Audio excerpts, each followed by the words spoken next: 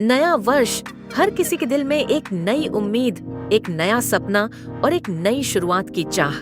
लेकिन क्या सच में हर नया साल हमारी जिंदगी को नया बना देता है? आज मैं आपको सुनाने जा रहा हूँ एक ऐसी भक्ति कथा जो स्वयं श्री कृष्ण ने अपने भक्त को सिखाई थी। बहुत समय पहले की बात है। वृंदावन के पास एक छोटा सा गांव था।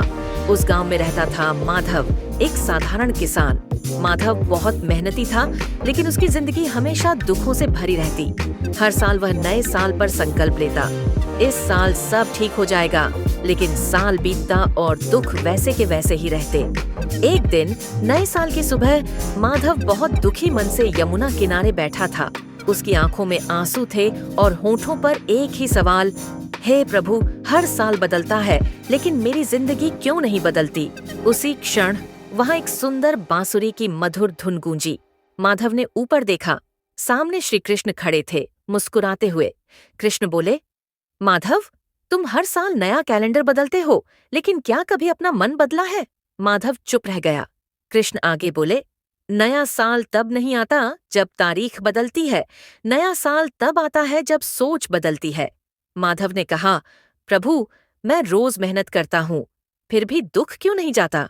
श्री कृष्ण मुस्कुराए और बोले, क्योंकि तुम कर्म तो करते हो, लेकिन भरोसा नहीं करते।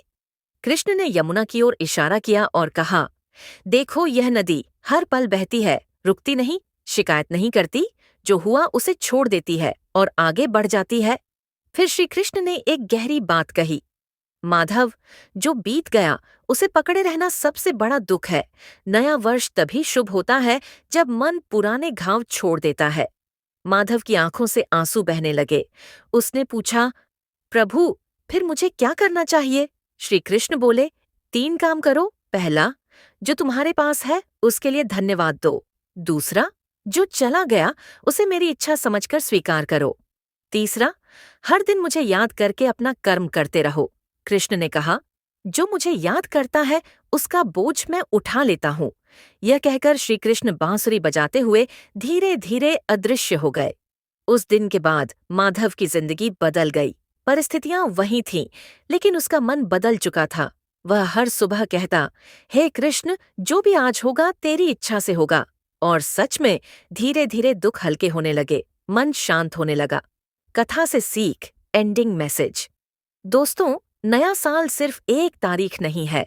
अगर मन में ईर्ष्या, डर, क्रोध और शिकायतें हैं, तो हर साल पुराना ही रहेगा। लेकिन अगर आप विश्वास जोड़ लें, भक्ति जोड़ लें और श्री कृष्ण को याद कर लें, तो हर दिन नया साल बन सकता है। इस नए वर्ष पर बस इतना ही प्रार्थना करें, हे श्री कृष्ण, मुझे वो शक्ति दो कि मैं जो बदल नहीं सकता उसे स्वीकार कर सकूं, और जो बदल सकता हूं उसे आपके भरोसे बदल सकूं। जय श्री कृष्ण। आप सभी को नववर्ष की हार्दिक शुभकामनाएं।